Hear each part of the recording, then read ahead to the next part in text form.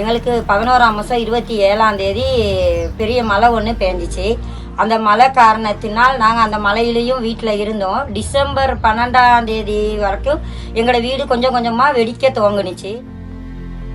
11:45 இருக்கும். அந்த சத்தம் மாதிரி சத்தம் எடுத்து அதுக்கு பிறகு நாங்கள் என்ன சத்தம் கேட்குறது, மழை தண்ணி இவ்வளோ உயரம் ஓடிட்டேன்.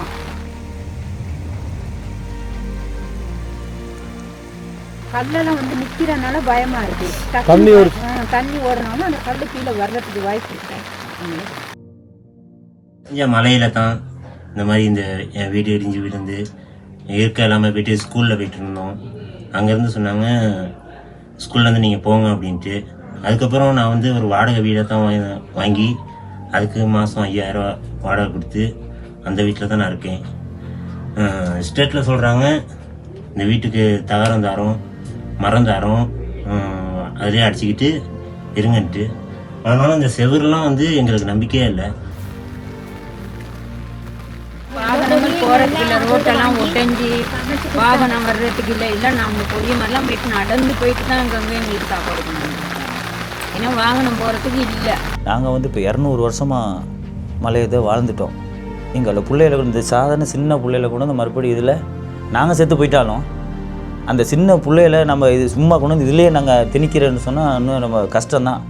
ஆனால் எங்களுக்கு போகிறதுக்கு இடம் இல்லைனால தான் மறுபடியும் இங்கேயே வந்துட்டோம். எங்கே போயிட்டு நாங்கள் இருக்கிறது? இப்போ இந்த இவர் வீட்டுக்கு கீழே பணியை போயிருக்கு, இவர் வீட்டுக்கு கீழே போயிருக்கு. அந்த வந்த வேகத்தில் கொஞ்சம் 4 குடும்பத்தை 5 குடும்பம் போக சொல்லியிருக்காங்க. அடுத்த 2 குடும்பம் இருக்குது, அதுக்கு மேலேயும் வீடு இருக்குது.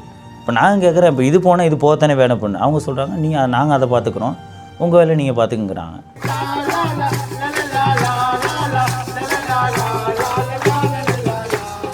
மனசளவில் ரொம்ப நான் பாதிக்கப்பட்டிருந்தோம். வீடும் இல்லாமல் என்னடா செய்கிறது, எங்கே போகிறது அப்படிங்கிற ஒரு சூழ்நிலை நாங்கள் இருந்தப்போ அப்போ எங்கள் முதலாக வந்து சமூக சிற்பிகளில் தான் வந்து பார்த்தாங்க. நாங்கள் கவலையாக இருந்த போதும் எங்களுக்கு நிறுவனங்கள் தான் நிறைய உதவி செஞ்சிச்சு.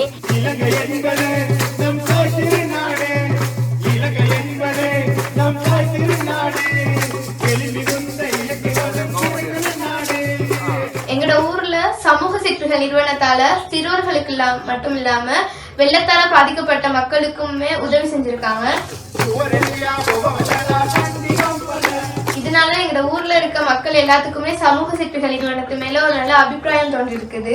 இப்போ நீங்கள் கொஞ்சம் காசு கொடுத்தனால ரொம்பவே பிரயோஜனமாக இருக்கும். என்னென்னு கேட்டால் அரிசி வீட்டில் இல்லை, அரிசி வாங்கிட்டு வரலான்னு தான் இருந்தேன். அப்போ இங்கே நான் வந்துட்டு போகணுன்னு தான் வந்தேன். இந்த 5000 ரூபா காசில் நான் வந்து பால் மாவு அரிசி இதெல்லாம் வாங்கிட்டு போவேன்.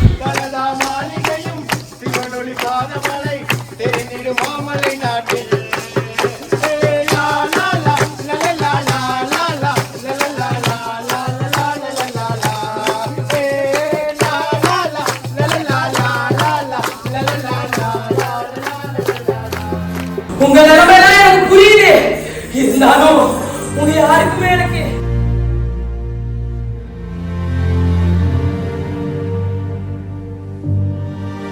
தற்போது அந்த இயற்கை திட்டத்தினால கல்வி சம்பந்தமான விஷயங்களை வந்து எவ்வளோ உறுதியாக சொல்லணுமோ அவ்வளோ உறுதியான விதத்தில் வந்து இந்த செயற்பாடை வந்து காட்டினதுக்கு ரொம்ப தேங்க்ஸ். என்னன்னா எங்களோட எஸ்டேட்டில் வந்து இப்படி ஒரு ஸ்ரீராம செய்யுங்கிறது வந்து எங்களுக்கு சரியான சந்தோஷமாக இருக்குது. இது வந்து மெயினாக வந்து பிள்ளைகளுக்கான படிப்பு சம்பந்தமான விஷயங்களை வந்து அவங்க வெளிப்படுத்தி இருந்தாங்க.